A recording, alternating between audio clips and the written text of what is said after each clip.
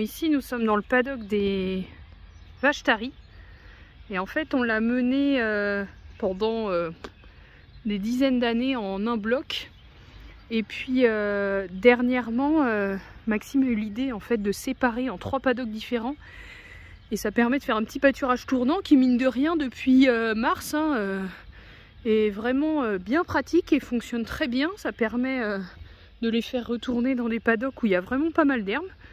Donc c'est plutôt idéal. Ça permet de garder des vaches taries qui sont plutôt en état avec une complémentation minérale. On en est plutôt satisfait. Donc après leur passage, on passe un coup de tondeuse pour les chardons qui peuvent rester, etc. Donc là c'est prévu aujourd'hui, mais voilà. Et tous les 1 mois à peu près, on regarde la fiche de conduite du troupeau et on ramène les taris qui sont avélés sous les moins de 15 jours pour être complémentés, avoir une minéralisation ici dans le bâtiment tari. Donc là on en a ramené 3 ce matin qui se préparent tranquillement à véler courant juin. Pour les veaux, on est sur un cas très exceptionnel où d'habitude on a clairement tout plein. Et là, on n'a plus que le gros loulou. Et pour le bâtiment en casse collective, on a 2 cocottes Holstein ici de renouvellement qui ont 2 mois. Ici, on a une petite louloute limousine qui a 1 mois qu'on va garder en génisse à l'engrais. Et au bout, pareil, 2 génisses de renouvellement qui ont 1 mois et demi. Bon, petite nouvelle de Romaine, notre petite louloute. Il lui manque une boucle, elle est en recommande.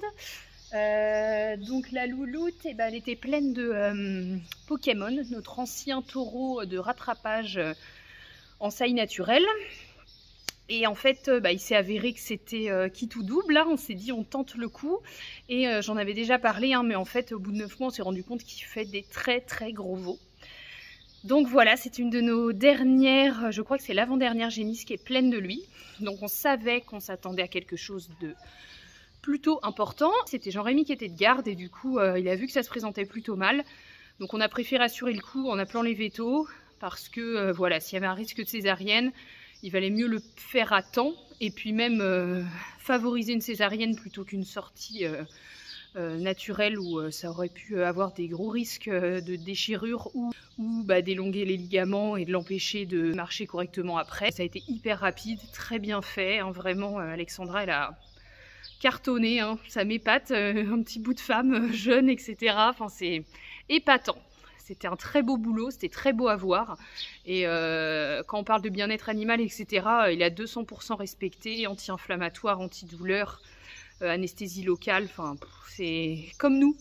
Elle a de l'appétit, elle boit, elle va à la traite, elle donne du lait, enfin voilà. Elle se porte plutôt très bien la cocotte.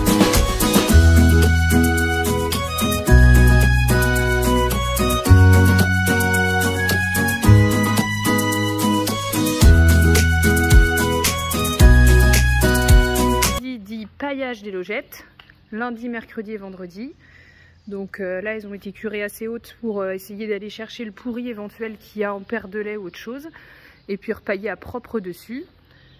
Donc voilà, ils annoncent une semaine magnifique, sauf aujourd'hui. Donc nous, on est en stat encore entre enrubanage ou en silage.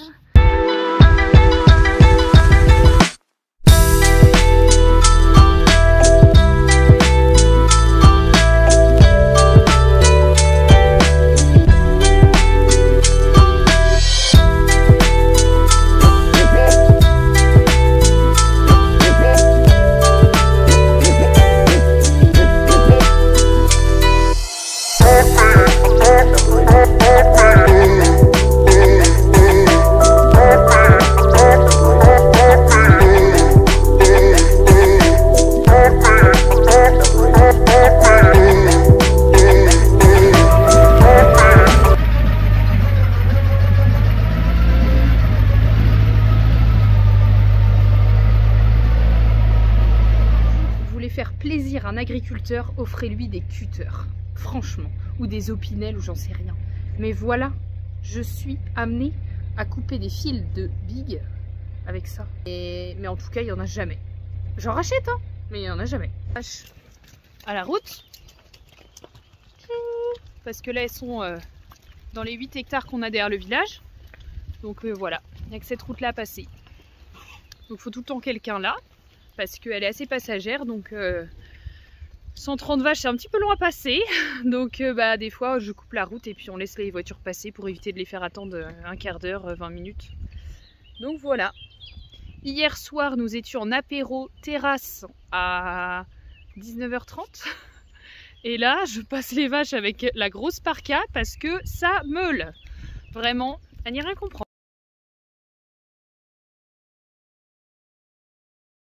Soir,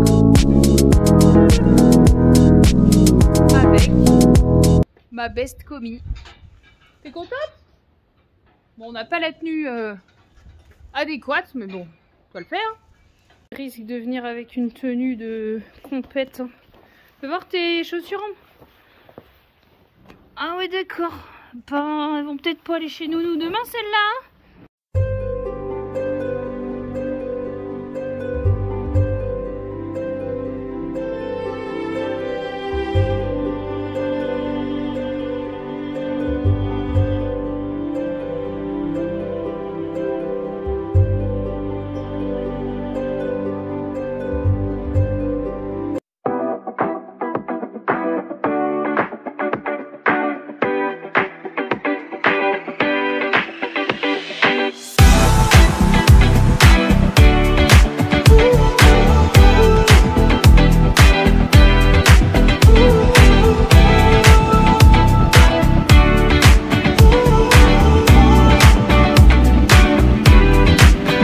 En train de passer les vaches à la route. Du coup, je regardais mes stories un peu, enfin les stories sur Insta de notre compte Gaëlle de Guimbert, que je vous invite fortement à aller suivre. On met plein de choses. Et du coup, je suivais le compte d'une fille qui fait du parage. Et c'est un truc qui m'épate vraiment. On a une case de parage à la ferme. C'est mon papa qui est formé sur le parage, mais en fait, il est très peu présent à la ferme. Je ne sais pas comment vous avez pu faire vos formations de parage, mais ça m'intéresse fortement parce que chez nous, ça devient un peu une urgence. On fait que du curatif, mais c'est vrai qu'on ferait un préventif comme la fille que je suis, là, sur toutes les vaches qu'elle part au tarissement. Elles passent toutes à la case, quoi. Et ça, c'est le bonheur. Enfin, c'est du préventif et derrière, ça limite énormément les problèmes de boiterie. Et nous, on est assez embêtés par la dermatite, donc c'est aussi un moyen de prévention.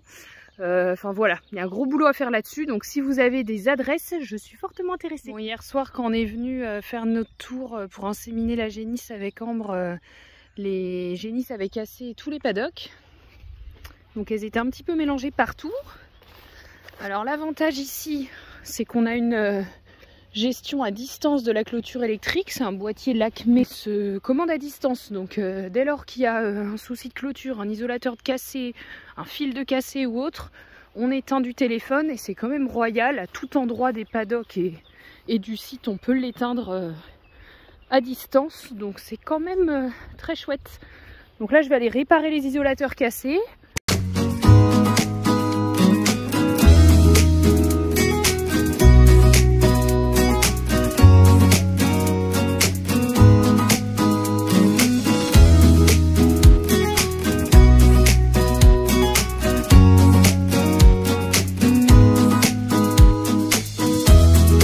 Il y a quelques semaines, on s'est tenté à mettre les génisses de 6 mois au pâturage dans cette parcelle, qui est habituellement une parcelle où on met que des réformes et des taris. Donc là, on a juste rajouté un deuxième rang de fil et elles y sont depuis une bonne semaine et demie dans celle-ci. Et en fait, elles naviguent avec une autre qui est juste en face.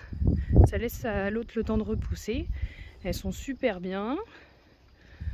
Que du bonheur de les voir dehors à cet âge-là. Donc je sais pas chez vous, mais nous on a vraiment nettement vu la différence entre les génisses qui ont accès depuis 1 mois et demi au paddock extérieur des cases collectives, donc à la clôture dès 1 mois et demi, et celles d'avant qui n'avaient jamais le goût de la clôture, à part à 6-8 mois. On les emmenait dans des paddocks où il y avait plus 3 rangs de barbelés que 1 fil d'électrique, voire 2. Donc là on voit qu'on peut faire pâturer les bêtes avec 2 fils, hein. Même je pense que ça tenterait qu'un seul fil. Donc c'est vraiment cool, ça permet aux génisses de 6 mois d'aller vraiment à plein d'endroits différents du coup, en sécurité pour nous. Et puis pour elles, elles se suffisent qu'au pâturage du coup jusqu'à cet été, juillet-août, voire cet automne, si on n'a pas un été trop sec.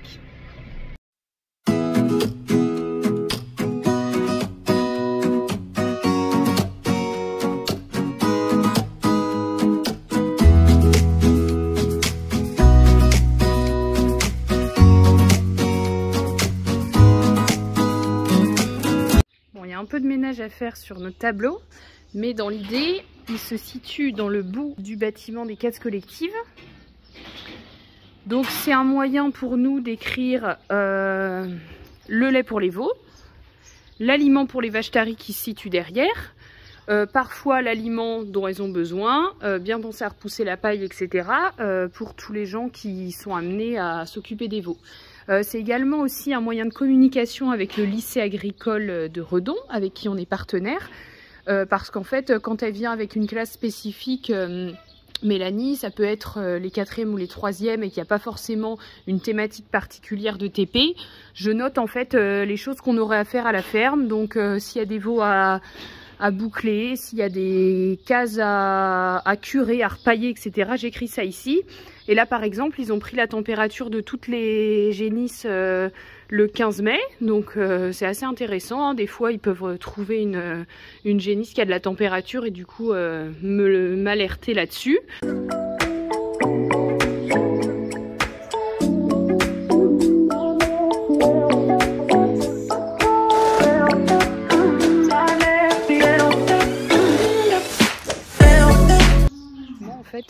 La vétérinaire nous a préconisé d'utiliser du Chotapen qui elle a que 5 jours de délai d'attente. Donc au lieu de la piquer 5 jours en intramycine, on va la piquer 3 jours en intramycine et 1 jour en Chotapen, c'est-à-dire aujourd'hui. Ce qui va permettre de remettre son lait un peu plus rapidement dans le tank. C'est une question importante en bio. Le programme de la journée, ce matin on va terminer l'herse rotative sur le cover crop pour les terres à maïs.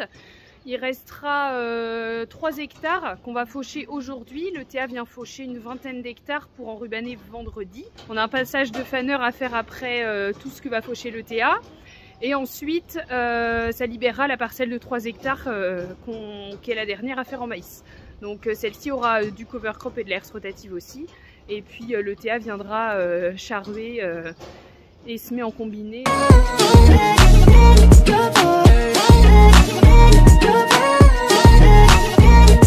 En fait, à chaque sortie du veau, en fait, le veau naît, il va dans la niche 15 jours et ensuite il est en case collective avec les autres petits veaux, et à la sortie de ces 15 jours, en fait, elle est mise en quarantaine entre guillemets et passée au Karcher pour lui faire un vide sanitaire. Parce qu'en fait, on voit clairement la différence. Hein. À la sortie, les niches sont dans cet état-là, et après le Karcher, elles sont comme ça. Donc en fait, c'est un petit peu de temps passé, mais ça permet de maintenir déjà les niches dans un bon état. Et puis de permettre aux nouveaux petits veaux qui arrivent après de ne pas se choper toutes les saletés et puis les microbes du veau précédent, quoi. Donc on assure un petit peu mieux la santé des jeunes veaux, sachant qu'on est assez embêté par les diarrhées. Donc voilà, plus on prend de précautions, plus de chances on a de réussir.